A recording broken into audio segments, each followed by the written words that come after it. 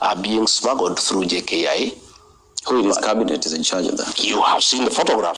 Gachagua throws a bombshell. 2 senior government cabinet secretaries are involved in drug trafficking. Welcome back to our channel. Press the subscribe button for more news bulletins on Real News, the channel where you get all your trending politics. Gachagua throws yet another bombshell. 2 senior government officials are running their shady drug business under Ruto'S government. Is this true? Let us dive into it. What evidence do you have to show? Absence of evidence showing that you have this as a fact remains big hearsay. As well, you say you are inside as deputy and you knew about this. Why speak now? I have been speaking, and anything I've told Kenyans have come to pass. Anything I've said. I said about bombers of Kenya, it has come to pass. I said about RSF, it has come to pass. I said President William Ruto has appointed drug barons into his cabinet.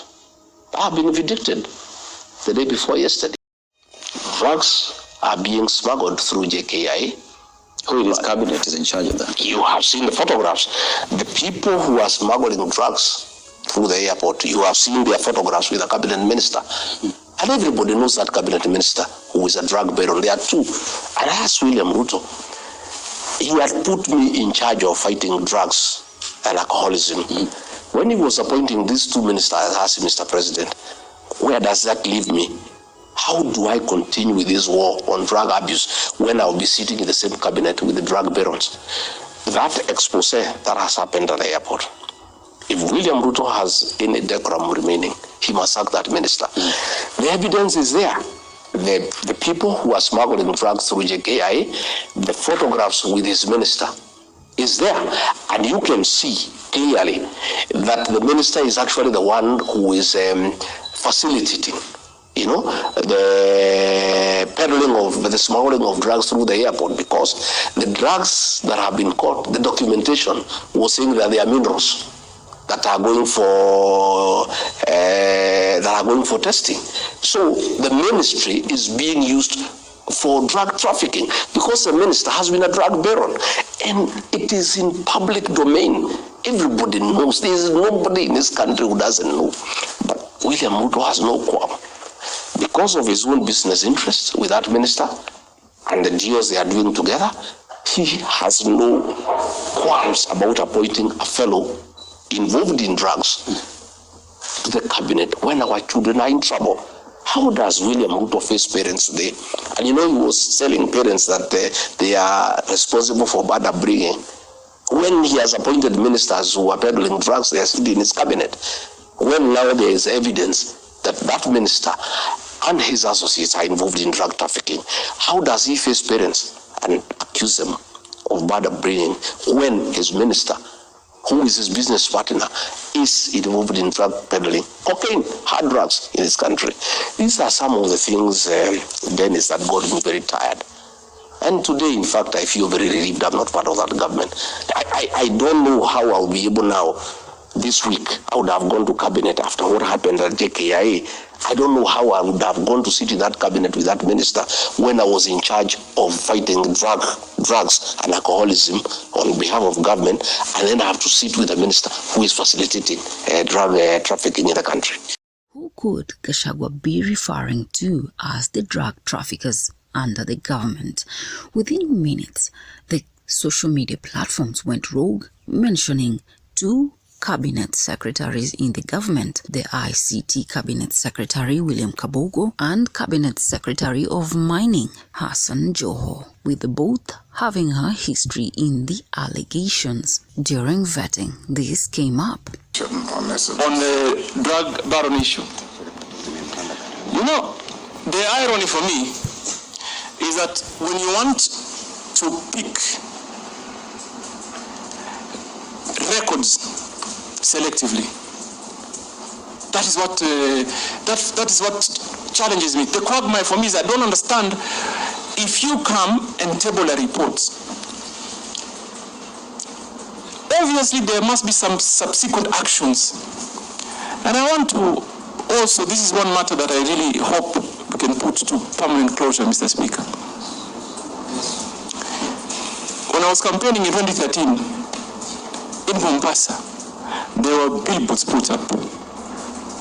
Don't vote the Baron, vote change. Mr. Speaker, let me begin with that report. Yes, I totally tabled the report on a dossier that he was given, that was passed to him through the American embassy.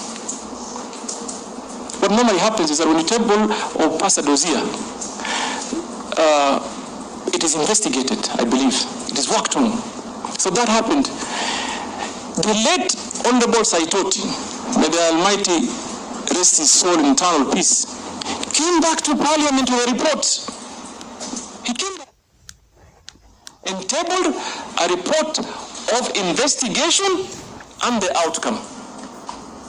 And it was a multi-agency, almost international investigation that clearly stated, and I'm going to only speak for myself, that no iota of evidence was found against me. Or did you or have you ever been suspected or charged with drug trafficking?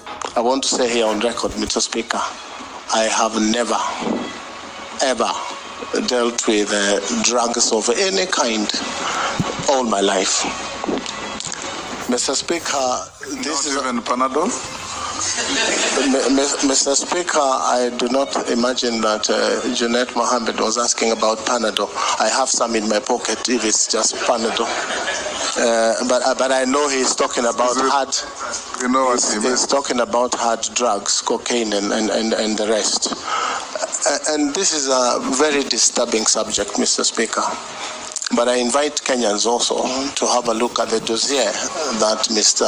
Saitoti brought to the House. It's a dossier such that, Mr. Speaker, if it was given to Inspector Mwala, it would not pass Mr. Mwala's table for a script. Mr. Speaker, let me put it this way. I'm not a fool. I come from a family that is blessed with businesses. And I am thankful to Almighty for what I have. So number one, that investigation was concluded. Number two, Honorable Emasi, first term as governor, I was the greatest critic of the Jubilee administration. Had lots of personal altercation. They came after me in businesses, in many fronts. Don't you think for a minute, if I was involved in any illegal activity, I would have survived that regime?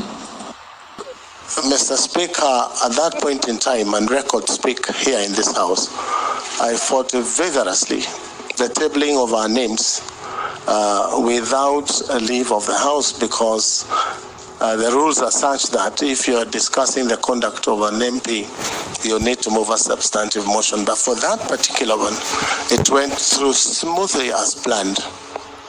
But my point here, Mr. Speaker, the government or agencies, the police, did a thorough investigation, and they gave a temporary report a month later, which was tabled and is part of the records of this House, and they found that I was not culpable. I had never been involved in drug trafficking, and I had never been a driver of the Honorable Mao, as that dossier had said. I actually said, Mr. Speaker, on the floor of this House, that there is no need of anyone trying to do extradition proceedings to get me to travel to the US to answer these charges. I offered myself. They give me a one-way visa, and I'll take myself to any part of the world to answer charges of drugs. It's never happened. So the authors of that dossier probably didn't get exactly what they wanted, but what they got is messing with people's names. The questions Kenyans should be asking is, why has Gachagua suddenly decided to speak now? And when he was in the government, he wasn't saying anything. Kabogo and Joho have been trending on social media platforms for all the wrong reasons. Are the allegations true? Leave me your views on the comment section. Subscribe to Real News, the channel where you get all your trending politics. In case it's your first time to listening to Royal News, press the subscribe button and ring the notification bell so that you can be fast to receive the news bulletins once we upload them. Until then, JD Ishmaels.